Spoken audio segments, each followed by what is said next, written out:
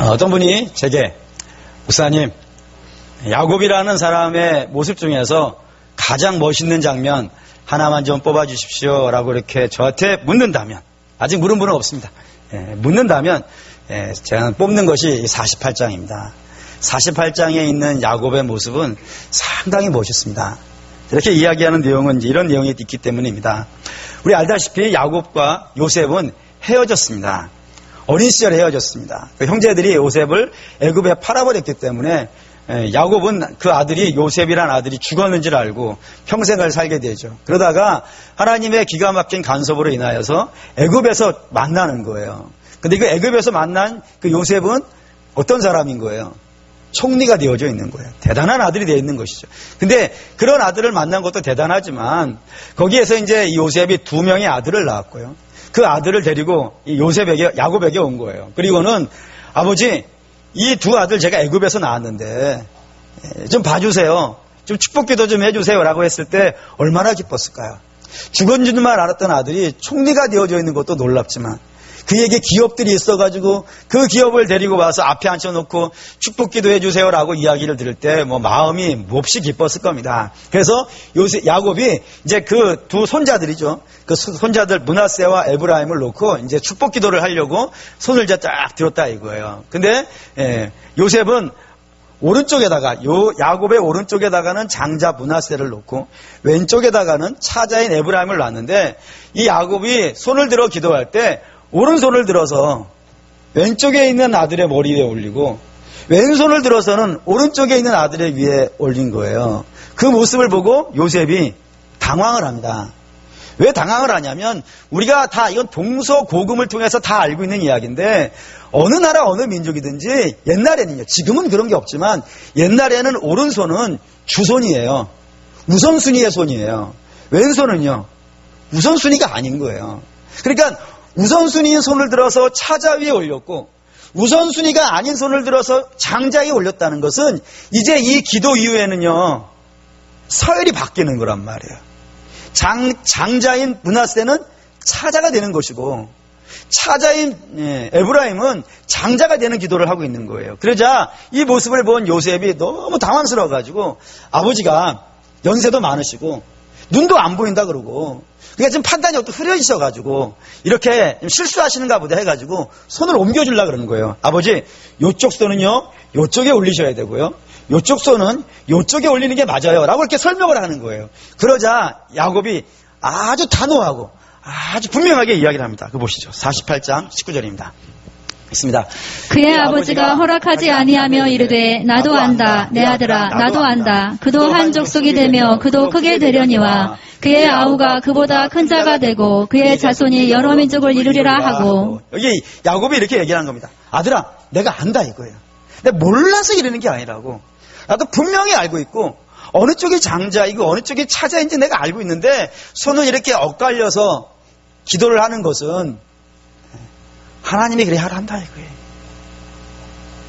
나는 그러고 싶은 마음이 없지만 하나님이 그렇게 하기를 원하신다고. 그래 나도 그렇게 할 수밖에 없다고. 이렇게 얘기를 하는 거예요. 이 장면이 제게는 너무 멋있는 거예요. 왜 멋있냐면은 원래 야곱이라는 사람은 어떻게 살던 사람입니까? 자기 주장으로 살던 사람이에요.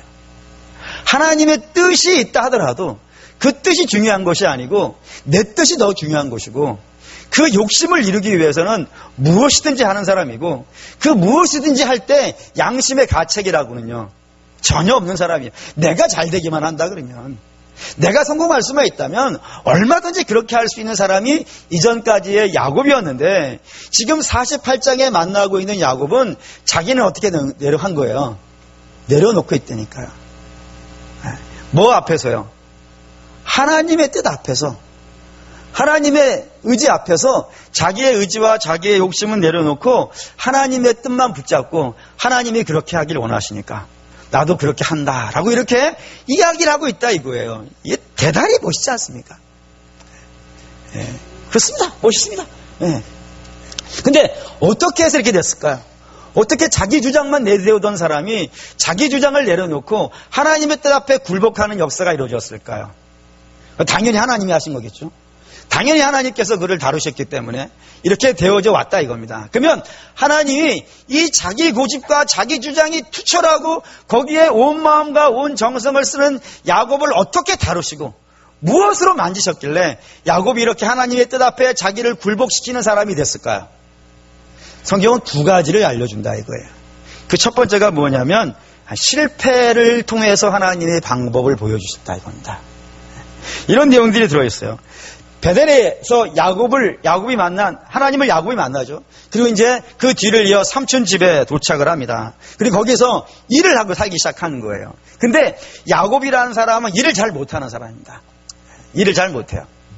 근데 그런 사람 있잖아요. 일은 잘 못하는데 하는 일마다 잘 되는 사람 있지 않습니까? 그래서 혹시 보신 적 있습니까? 뭐 가장 대표적인 게 저지 않습니까? 예. 잘 못하는데 뭐 잘하는 게 없는 것 같은데 왠지 그 잘 되고 있는 사람 뒤에 야곱이었다 이거예요. 그러니까 이런 사람은 내보내야 돼요? 내보내지 말아야 돼요? 그렇게 저라고 강조를 한 이유를 잘 이해해 주세요. 예? 있잖아요. 예? 그걸 붙잡아야 되는 거예요. 그래서 라반도 야곱을 붙잡습니다. 그래서 뭐라냐면 이제까지는 네가 일용직이었는데 이제 내 정규직으로 바꿔줄게. 그러니까 연봉을 체결을 하자라고 한 거예요. 한번 읽어봅시다. 연봉이란 말이 나오지는 않지만 창세기 29장 15절입니다. 읽을게요. 라반이 야곱에게 이르되 네가 비록 내 생질이나 어찌 그저 내 일을 하겠느냐. 네 품삯을 어떻게 할지 내게 말하라. 예, 정규직 시켜주겠다 이거예요. 월급 정해라. 연봉 정해라. 네가 정해라.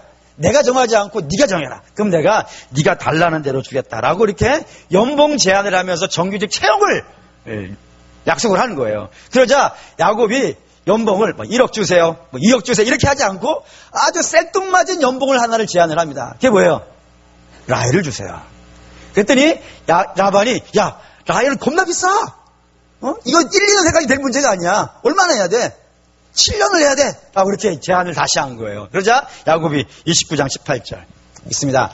야곱이 라헬을 더 사랑함으로 대답하되 내가 외삼촌의 딸 작은 딸 라헬을 위하여 외삼촌에게 7년을 섬기리이다. 그럼 내가 7년 하겠습니다. 까진 라헬만 주신다면 내가 7년을 그냥 죽으라고. 내 인생에 7년은 없어. 오로지 삼촌만을 위해서 내가 7년을 먹지도 않고 입지도 않고 열심히 일할 테니까 라헬만 주세요라고 해가지고 연봉 체결이 된 거예요. 그리고 이제 야곱은 일을 하는데 일을 하는 것이 즐거웠을까요? 안 즐거웠을까요? 즐겁죠. 얼마나 즐거웠냐면 29장 20절 있습니다. 야곱이 라헬을 위하여 7년 동안 라반을 섬겼으나 그를 사랑하는 까닭에 7년을 며칠같이 여겼더라. 얼마나 좋았으면 7년이요. 며칠 그런 사랑을 해보셨습니까? 저만 해본 건 아니겠죠? 여러분들 그렇게 했을 거라 믿습니다. 얼마나 좋았으면 그냥 하루가 아무리 피곤하게 일을 해도 라헬을 보잖아요. 지금 몰라 이제 6년 12개월 30일만 지나면 6년 12개월 29일만 지나면 이거 지냈을 거 아니에요? 목사님 이거 너무 긴 거 아니에요? 아직 이렇게 빠른 거라니까요. 너무너무 신나가지고 같이 이야기하고 피곤하면 쳐다보고 피곤도 풀리고 말 한마디만 해가지고 그 꿀 같은 음성만 들으면요 꿀성대는 거기 있는 거예요. 그렇잖아요. 마치 전혀 연애를 안 해본 듯한 얼굴로 목사님 그런 연애도 있습니까? 라고 하는 표정을 짓지만 있어요. 그렇게 세월을 보냈다 이거예요. 그래서 7년을 눈 깜짝할 사이에 슉 지나간 거예요. 그리고 바로 그날이 됐습니다. 혼례를 치르고 초야에 밤을 지내고 아침에 눈 비비고 일어나 딱 쳐다봤더니 와 라헬은 어디 가고 라헬하고 전혀 다른 애가 하나 가 있는 거예요. 얼마나 놀랐을까요? 예, 정말 근데 이 장면이 제가 생각할 때는 늘 좀 웃겨요. 좀 당황스럽기도 하고. 왜 이게 웃기고 좀 당황스럽다고 하냐면은 이 계약을 체결하고 라반이 라헬을 숨겨가지고 감옥에 넣는 게 아니었단 말이에요. 늘 만나는 거예요. 늘. 밥 먹을 때도 같이 봤을 것이고 틈나면 이야기도 했을 것이고 땀도 닦아줬을 것이고 그래서 7년을 그렇게 매일같이 딴 사람은 하나도 안 보고 그 사람만 봤단 말이에요. 그러면은 냄새도 알겠어요. 목사님, 저는 아무리 냄새 맡아도 모르겠는데요. 그런 거 말고 진짜로요. 모르겠어요. 오늘 밤에 한번 테스트를 해보시죠. 불 닦아 놓고 만져보는 거예요. 그러면 그 사람인지 알 것 같아요? 모를 것 같아요? 큰일 났는데. 알기를 추발합니다. 딱 맞았는데, 이 사람이 우렁각시인가? 이러면 곤란한 거예요. 한번 해보세요, 오늘 밤에. 알아야 되는 거예요, 당연히. 냄새마저도 알고 머리끝에서 발끝까지 다 느낌이 있어야 된단 말이에요. 근데 모르는 거예요. 어찌 몰랐을까요? 제가 이제 나름대로 결론 내린 겁니다. 뭐냐면 하나님이 가리신 거예요. 왜요? 네 뜻대로는 안 돼. 네가 7년을 일하든 14년을 일하든 네 뜻대로는 안 돼. 라는 것을 분명히 알려주시려고 한다 이겁니다. 왜 분명히 알려주는 문제가 중요한 문제냐면은 중요한 문제가 있어요. 그러니까 야곱이 아침에 깨가지고 라헬이 아니라 레알인 걸 확인하고 삼촌에게 뛰어갑니다. 뛰어가가지고 막 따지는 거예요. 삼촌이 어떻게 그럴 수가 있냐고. 내가 이 라헬을 얻기 위해서 7년을 어떻게 보냈는지, 얼마나 수고했는지 삼촌이 잘 알지 않냐고. 어찌 그럴 수가 있냐라고 얘기하니까 삼촌이 중요한 말을 하나 합니다. 이게 아주 중요한 말입니다. 창세기 29장 26절 읽겠습니다. 라반이 이르되 언니보다 아우를 먼저 주는 것은 우리 지방에서 하지 아니하는 바이라. 언니보다 아우를 먼저 주는 것은, 언니보다 아우를 먼저 앞세우는 것은 어디에서는 있는 일이 아니라고요. 우리 지방에서, 우리 동네에는 없는 일이라는 겁니다. 그럼 이제 질문 들어갑니다. 우리 지방은 어디죠? 우리 지방 어딜까요? 하란이라고 하면 50점입니다. 하란이라고 하면 50점입니다. 틀린 건 아닌데. 하란이라고 하면 50점입니다. 우리 지방, 우리 동네가 어디냐면 아브라함의 고향입니다. 자, 아브라함이 하란에서 왔으니까. 아브라함의 고향이에요. 그러니까 아브라함의 가문과 아브라함의 전통 속에서는 장자가 있는데 차자를 앞세우는 일은요, 없어요, 절대로. 우리 동네는 없는 일이라니까요. 아브라함이 그 동네 사람이니까 아브라함의 가문에서도 장자 대신에 차자를 앞세우는 것은요, 있을 수가 없는 일이에요. 그러면 당연히 이거 끌고 가야 돼요. 에서와 야곱은 어느 가문 사람이에요? 아브라함 가문 사람이고, 아브라함은 어느 쪽의 덕이냐면 하란에서 온 사람이라고요. 그러면 그 에서와 야곱에서도 누가 복을 받아야 되는 거예요? 받아야 되는 거예요. 왜죠? 우리 동네에는 그런 일이 없다니까요. 우리 동네에는 차자를 복을 주는 예가 없단 말이에요. 반드시 장자에게 복을 주는 것이 우리 동네의 관습이고 우리 동네의 풍습인데, 어떻게 네가 이 복을 받았냐 이거예요 지금. 라반의 입술을 통하여서 하나님이 대신 이야기하시는 거란 말이에요. 하나님의 뜻을 라반이 대신, 라반은 그게 하나님의 뜻인지 아닌지도 몰라요. 그냥 자기 동네 이야기를 하고 있는 것에 지나지 않아요. 그런데 그 속에는 하나님의 뜻이 있는 거예요. 뭐라고요? 네가 어떻게 복을 받았냐 이거예요. 너는 복을 받을 수가 없는 사람이에요. 순서상으로 봤을 때에도, 문화적으로 봤을 때에도, 관습적으로 봤을 때에도 너는 복을 받을 수 있는 사람이 아닌데, 네가 복을 받은 것은 네가 아버지를 속여서 받은 것이 아니고 어떻게 받았다고요? 내가 너에게 주려고 작정했기 때문에. 에서가 아니고 너한테 복 주려고 내가 결심을 했기 때문에 네가 복을 받은 것이지, 네가 노력해서 받은 것이 아니라는 것을 이야기를 한다 이겁니다. 근데 그 이야기를 어느 상황에서 듣는 거예요, 야곱이? 7년 노력이 숲으로 들어간 이때에 7년을 하루같이 며칠 사이에 일하는 만큼 즐거운 마음으로 일했는데 그것이 내 뜻대로 이루어지지 않은 상황 속에서 그 이야기를 듣고 있다고요. 여러분, 꽤 여러분들 중에 그런 분들도 많을걸요. 하나님의 자녀가 세상 사람들하고 완전히 다른 중요한 특징 중에 하나가 있어요. 그게 뭐냐면 성도는 실패 속에서도 하나님의 음성을 들을 수가 있어요. 놀라운 복이죠. 놀라운 복이에요. 세상은 이렇게 못 들어요. 오로지 하나님의 백성만이 그 음성을 실패 속에서도 들을 수 있다 이겁니다. 어쩌면 더 크게, 더 우렁차게, 더 강렬하게 들을 수가 있다 이거예요. 근데 그런 이야기가 뒤에 또 나와요. 어떻게 됐냐면 이제 라반이 다시 제안을 합니다. 네가 정녕 라헬을 원해? 그러면 7년간 나를 위해 더 일한다고 얘기해. 그러면 7일 뒤에 라헬도 너에게 줄게 라고 제안을 한 거예요. 그러자 이 야곱은 라헬을 너무 좋아하니까 꿈에도 라헬, 앉으나 서나 라헬, 꺼진 라헬도 다시 보자, 이런 마음으로 일생을 살아온 사람이기 때문에 그 제안을요 받아요. 그럼 7년을 다시 일하겠습니다 라고 제안을 받는 거예요. 그리고 7일 뒤에 라헬이 쫙 온 거예요. 기뻤을까요? 안 기뻤을까요? 진짜로 왔다니까요, 라헬이. 기뻤을까요? 안 기뻤을까요? 네, 기뻤겠죠? 그러면 이제 여기서 뭐 야곱이 일부 다채 이런 얘기 생각하지 마시고 제가 하는 것만 좀 잘 따라와 주세요. 내가 좋아하는 라헬이 여기 있고 그냥 레아가 여기 있어요. 여러분들이 야곱이라면 어디로 가시겠습니까? 오늘 밤에 어디로 가실 예정이십니까?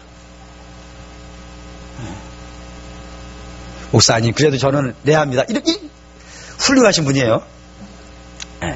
라헬이 있고, 레아가 있고, 라헬이 있고, 레아가 있는 거예요. 어디로 가실랍니까? 당연히 라헬 쪽으로 가겠죠? 내가 좋아하고, 걔를 위해 7년을 이미 일했고, 7년을 다시 옵션을 걸었다니까요. 그러니 14년을 맞춰가지고 얻은 부인이 라헬인 거예요. 어디로 가실랍니까? 그래서 라헬로 가는 거예요. 라헬로 맨날 가는 거예요. 맨날 가고 가뭄에 콩나듯이 레아로. 맨날 가고 가뭄에 콩나듯이 레아로. 이렇게 갔단 말이에요. 지금 일부 다쳐 이런 얘기 하지 말자고요. 일단은 상황이 그러니까 이렇게 날마다 라헬 쪽으로 가고 가뭄에 콩나듯이 레아로 갔는데 애는 어디서 나오는 거예요? 확률로 따져봅시다. 라헬로 많이 갔어요. 그리고 여기는 1년에 한 번씩 갔어요. 그럼 어디서 나와야 돼요, 애들이? 그렇죠. 라헬에서 나와야죠. 확률적으로 봤을 때. 근데 놀라운 일이 벌어져요. 매일 가는 라헬의 쪽에서는 애가 안 나오고 1년에 한 번 갔을 때마다 애를 하나씩 낳는 거예요. 어떻게 해서요? 분명히 성경이 이야기한다 이거예요. 창세기 29장 31절 읽겠습니다. 31절 읽겠습니다. 여호와께서 레아가 사랑받지 못함을 보시고 그의 태를 여셨으나 라헬은 자녀가 없었더라. 예, 레아 쪽에 자식이 낳은 것은요, 하나님이 그에게는 태의 문을 열어주시더라는 거예요. 반면에 야곱이 늘 따라다니고 있는 라헬 쪽에는요, 하나님이 안 주시더라 이거예요. 하나님이 열어주신 쪽에서 나왔고 하나님이 안 열어주신 쪽에서는 야곱이 아무리 노력을 해도 아무리 열심을 내도 최선을 다해도 그쪽으로는요 문이 안 열리더라는 거예요. 그래서 이것이 열받은 라헬이 남편한테 가서 따집니다. 그냥 따지는데 뭐 이렇게 제가 볼 때는 그냥 오른쪽으로 11,110일 왼쪽으로 11,110일 이렇게 그으면서 근데 모르시는 분은 나중에 이제 옆에 있는 분에게 물어봐가지고 무슨 분한테 물어보면 돼요. 11,110일 긋고 11,110일 긁어가지고 이제 따지니 묻는 거예요. 어떻게 묻냐면 이제 묻습니다. 창세기 30장 1절에서 2절 읽을게요.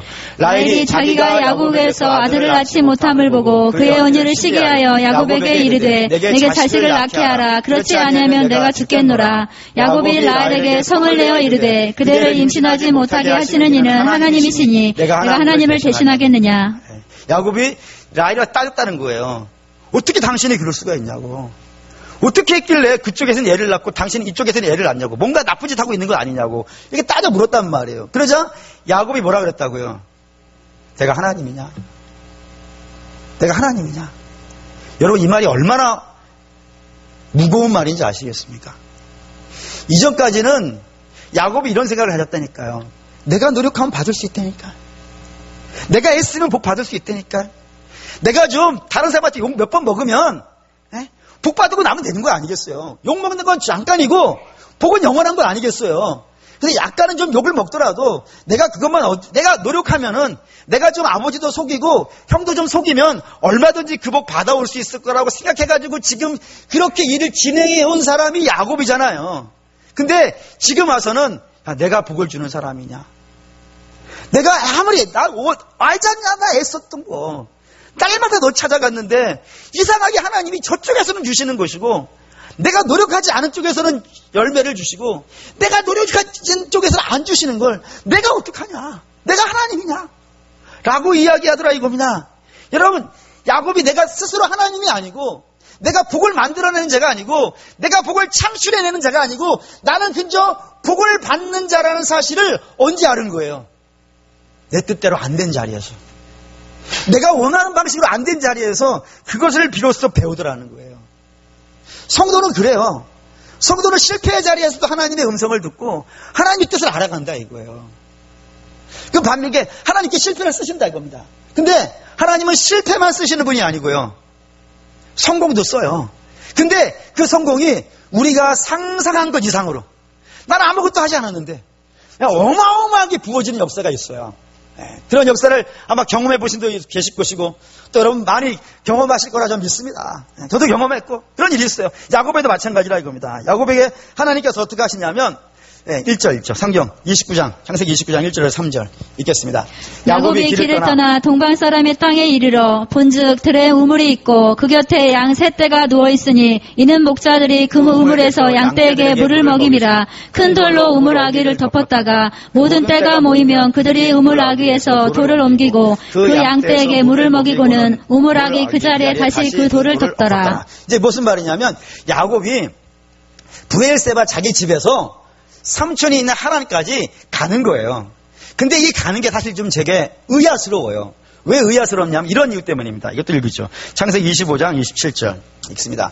그 아이들이 장성함에 에서는 익숙한 사냥꾼이었으므로 돌사람들이 되고 야곱은 조용한 사람이었으므로 장막에 거주하니. 이게 참 의아스러운 말인데 야곱은 그의 특성이 어떤 사람이라고요?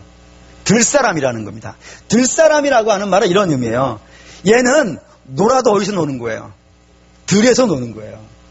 들을 뛰어다니면서 노는 거예요. 야곱은 집에서만 노는 거예요. 근데 이 에서는 들에서 노는데 그냥 노는 게 아니고 뭐하고 놀았어요?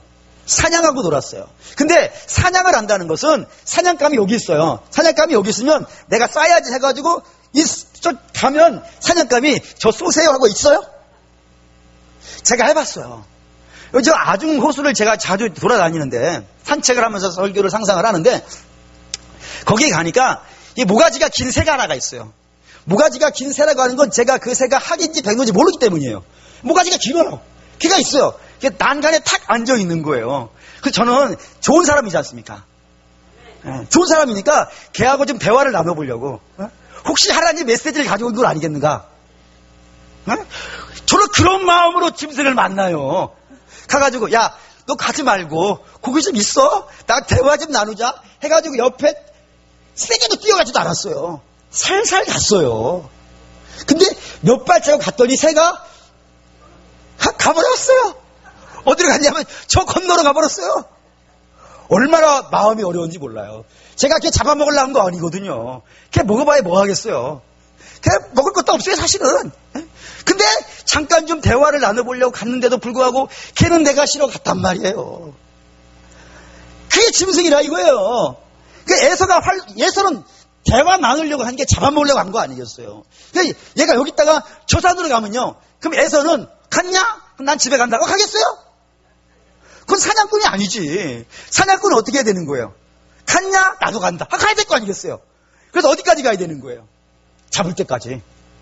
그럼 걔는 이리 도망가고 저리 도망가고 이 산 가고 저 산 가고 그러다가 전혀 집하고는 전혀 딴판에 갈 수도 있잖아요.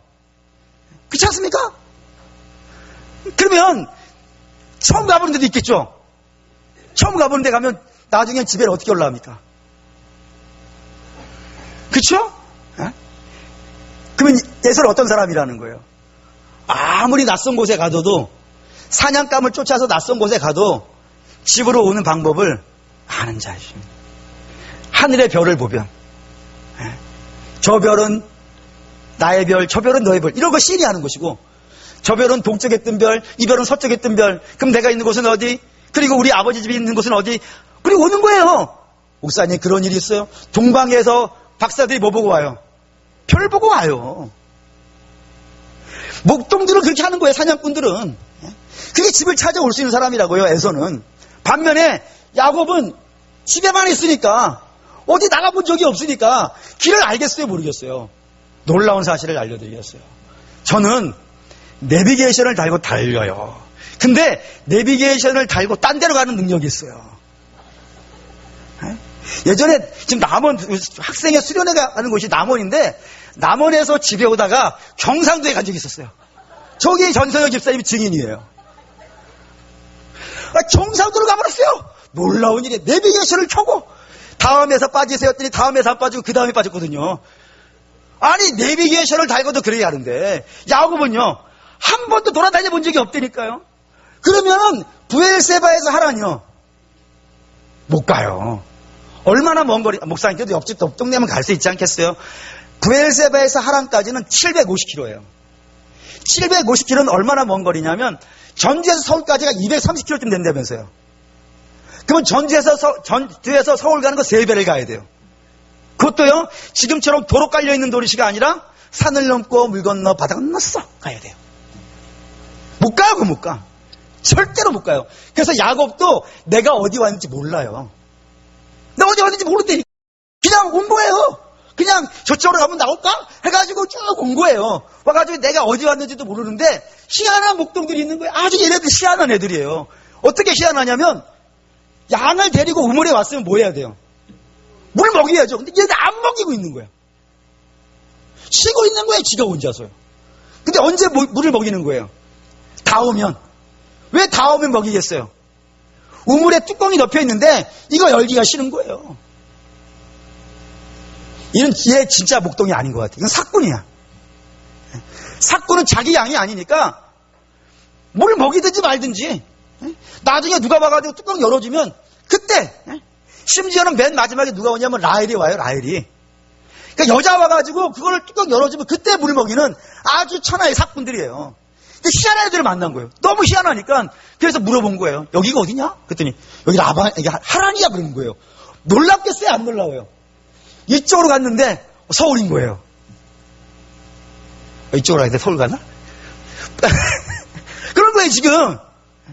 그리고 또 물어보면 하란이라 그러니까 그럼 혹시 라반 알아? 그랬더니 라반 안다는 거예요. 지금 안 놀라운 거예요? 놀라운 거예요. 더 놀라운 사실이 있어요. 조금 있으면 라헬 와 그러는 거예요. 그러니까 지금 야곱이 그 시간에 거기에 도착을 해가지고 만약에 그 목동들을 거기서 못 만났다면 어떻게 되겠어요? 딴 데로 가버렸지. 모르니까. 근데 야곱이 도착한 그 시간에 그 이상한 목자들이 오고 그리고 그 이상한 목자들을 통해서 라헬이 온다는 얘기를 듣고 그 라헬과 만나가지고 삼촌 집에 기가 막히게 도착하고 있는 거예요. 이게 야곱이 상상한 것 이상의 복을 받은 것 아니겠어요? 여러분 그런 복이 있단 말이에요. 어떻게 되는 복을 받은 거예요? 함께 읽게 되겠습니다. 창세기 28장 28장 15절 읽겠습니다. 내가 너와 함께 있어 내가 어디로 가든지 너를 지키며 너를 이끌어 이 땅으로 돌아오게 할지라 내가 네게 허락한 것을 다 이루기까지 너를 떠나지 아니하리라 하신지라. 이게 무슨 말이냐면 하나님이 이렇게 약속하시는 거예요. 야 야곱아 내가 너한테 약속할게. 너와가 관계없이 내가 약속할게. 어떤 약속이냐면 너 반드시 집에 돌아올 거야. 여러분 하나님 반드시 집에 돌아오려면 어떤 일이 먼저 있어야 돼요? 야곱이 딴 데 가면 안 되잖아요. 그렇지 않습니까? 야곱이 죽어버린다든가 야곱이 없어져 버린다든가 이러면 안 되잖아요. 집에 돌아오려면 반드시 하나님이 그를 지켜줘야 되는 거예요. 지켜서 하란에 도착해야 되고 거기서 일해야 되고 거기서 하나님의 뜻 다 이룰 때까지는 거기 있는 거예요. 그리고 하나님의 뜻이 되면 때가 되면요 돌아오는 거예요. 그 일을 내가 너한테 약속해 주겠다고 얘기하는 겁니다. 그렇게 해서 야곱이 집에 돌아온다는 거예요. 놀라운 복 아니겠습니까? 네. 놀라운 거예요. 그런 복을 받는 거예요.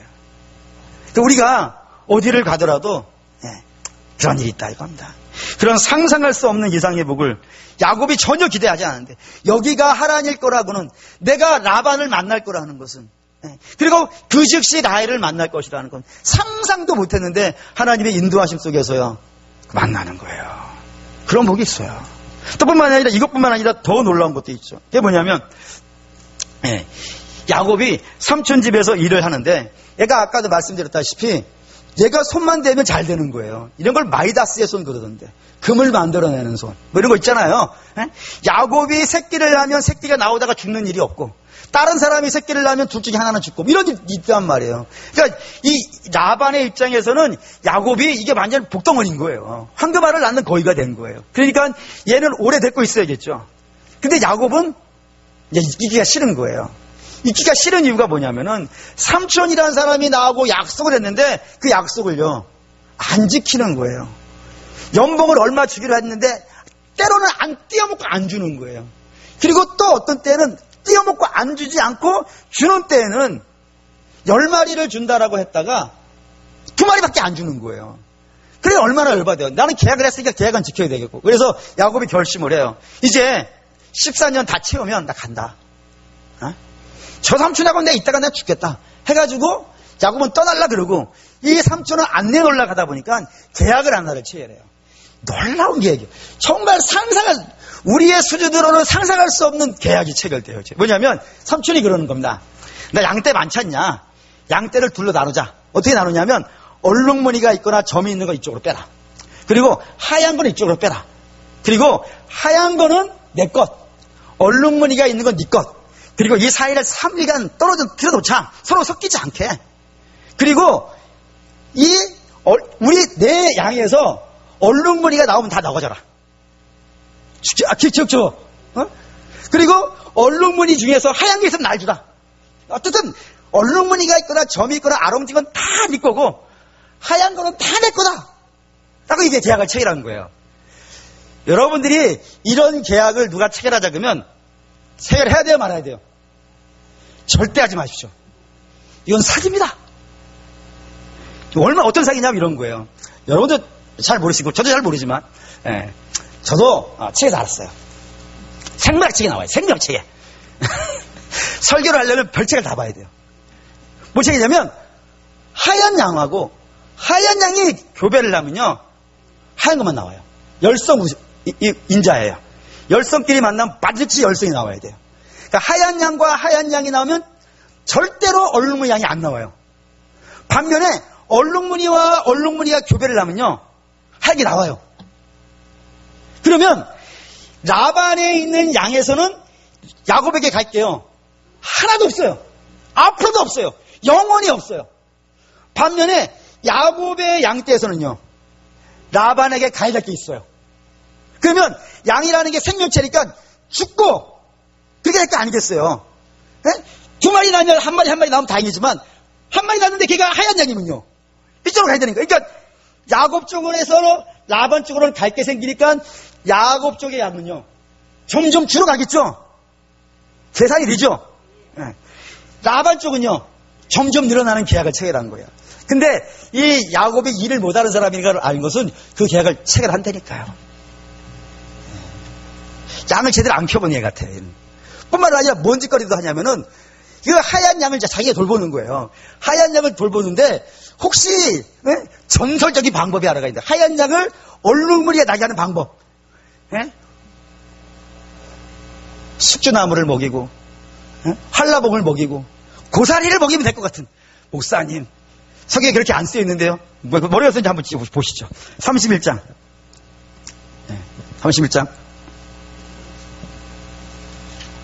30장 38절 있습니다.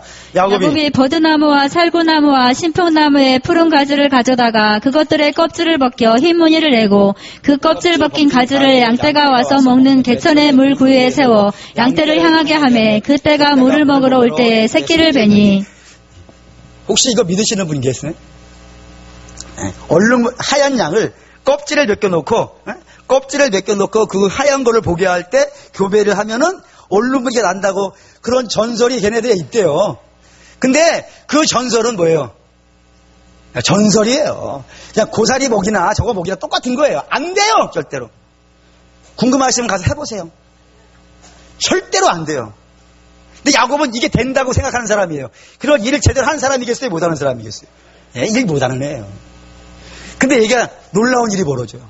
하얀 양떼 사이에서요 얼룩무늬가 나와요. 목사님, 그러면 이게 정말 실토가 방법 아니에요? 이거 특허냅시다 우리. 그게 아니고 이게 어떻게 나오냐면 창세기 31장 9절에서 10절입니다. 읽게요. 하나님이 이같이 그대들의 아버지의 가축을 빼앗아 내게 주셨느니라. 그 양떼가 새끼 뵐 때에 내가 꿈에 눈을 들어보니 양떼를 탄 순양은 다 얼룩무늬인 것과 점 있는 것과 아론질 것이었더라. 뭐라고 되어 있냐면 이 새끼를 뵐 때, 나는 옛날에는 야곱 이렇게 얘기하는 거예요. 옛날에 내가 이 껍데기 벗겨놓고 거기다가 양들 데려다가 교배시키면은 하얀 건 나오는 거라 생각해가지고 그렇게 했다 이거예요. 근데 그렇게 해놓고 어느 날 잤어요. 잤는데 꿈에 봤더니 어떤 일이 벌어진 거예요. 하나님이 하얀 양에다가 가서 딱 집어치고 있는 거예요. 이렇게 점 찍고 있더니 점 찍고 튼실한 양에게는 점 찍어놓고 안 튼실한 거는 하얀 거 냅두어 놓고 그래서 야곱적으로요 좋은 것들을 계속 보내시더라 이거예요. 그래서 야곱이 어떻게 됐다고요? 부자가 됐다고요. 얼마나 부자였냐면 처음에 야곱 설교하면서 이런 얘기했죠. 이삭은 재벌인데 얼마나 재벌이가 성경이 됐냐면 몹시 부자.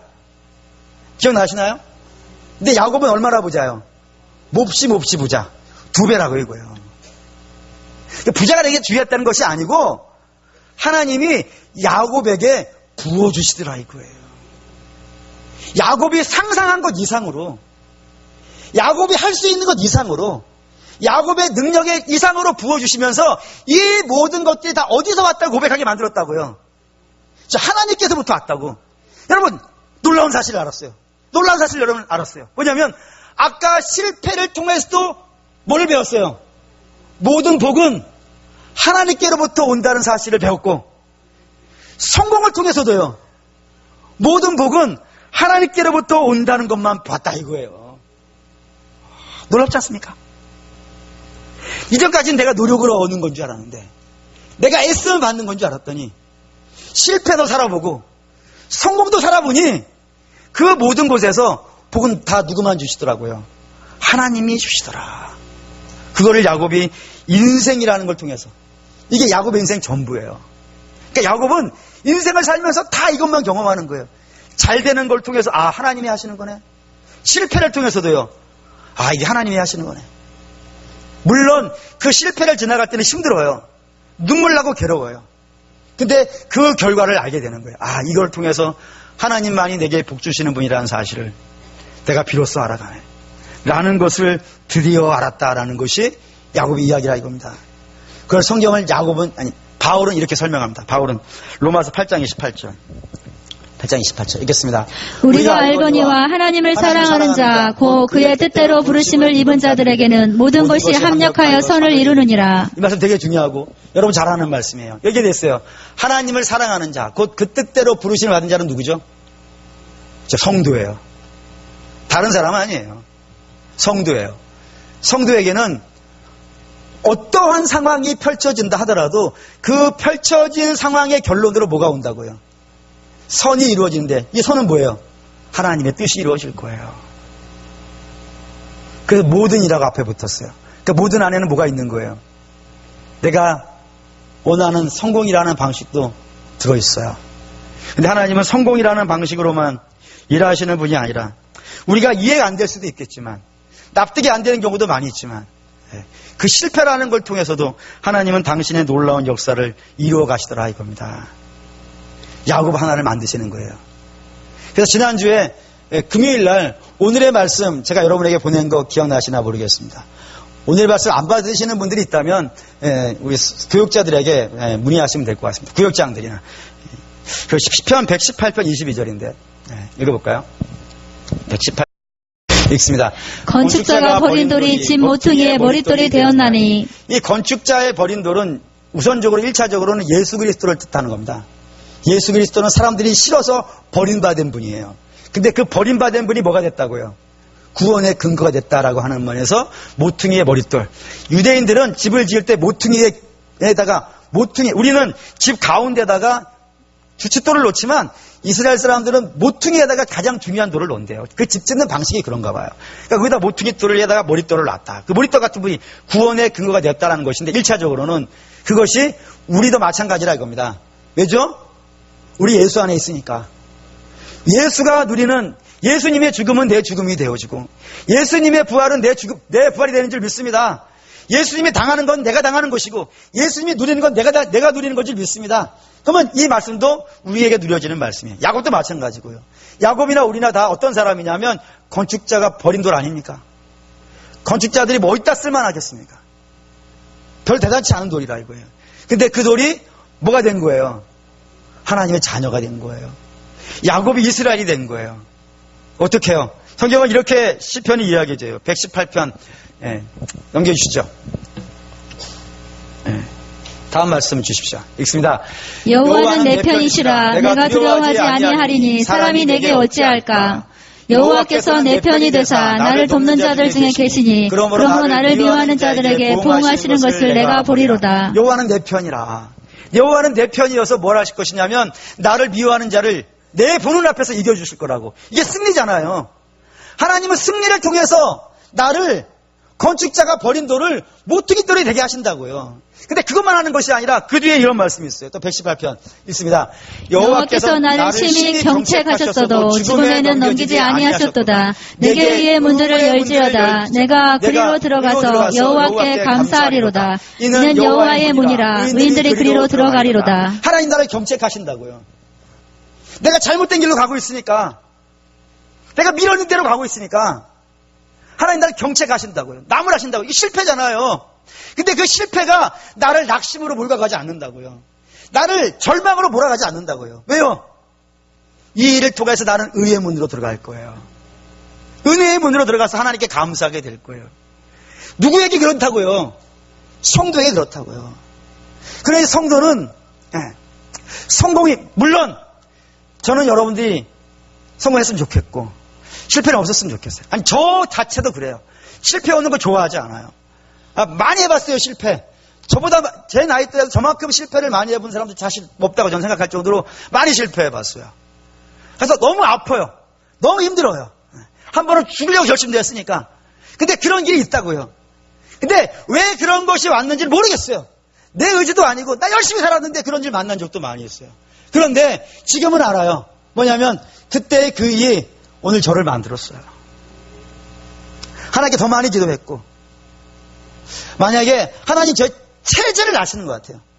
저라는 사람을 체질을 알아서 그 방법 아니면은 하나님 앞에 나올 것 같지 않으니까 그 방법을 써가지고 나를 주 앞에 나오게 하시고 주를 부르게 하시고 주를 만나게 하시고, 그래서 오늘 여기에 서게 하시는 그런 하나님을 저는 그때 만났어요. 그 제 자녀들이 저한테 물어요. 뭐라고 묻냐면, 아빠는 10대 때로 돌아간다면, 아니 20대, 여러분 20대면 정말 좋죠. 20대로 돌아가면 뭐 할 것 같아? 라고 이렇게 물어봐요. 그럼 저는 이렇게 대답해요. 나 절대로 가고 싶잖아. 난 죽어도 가기 싫어. 만약에 20대로 갈래, 죽을래, 그럼 난 죽고 싶어요. 절대로 가기 싫어요. 그런데 그랬습니다. 그때 제일 많이 기도한 것 같아요. 하나님, 저 안 도와주시면 죽어요. 하나님 좀 도와주세요. 아니, 뭐 인생의 문제는 안 풀리더라도 하나님을 좀 만나게 해주세요. 하나님의 뜻 좀 알게 해주세요. 하나님 저를 어디로 이끄시려고 합니까? 그런 기도 속에 들은 말씀이 이사야 43장 8절이에요.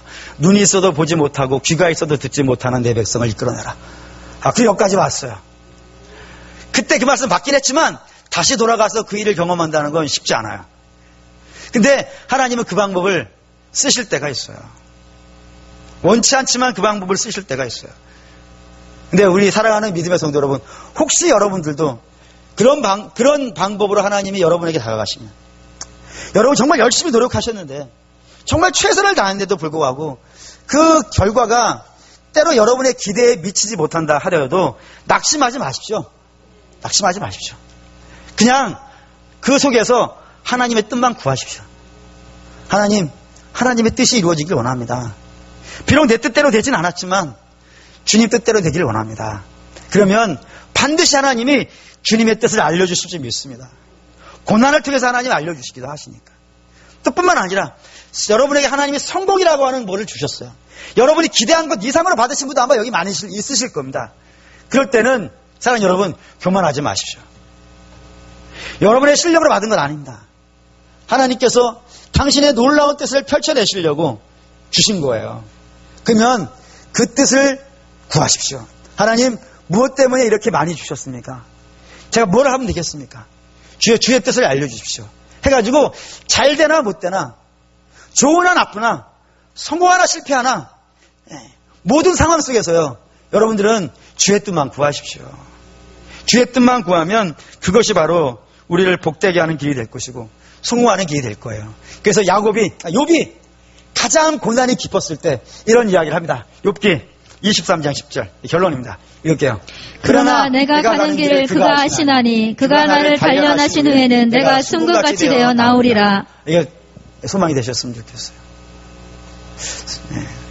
성공하시는 분들은 잘 되신 분 있으시잖아요.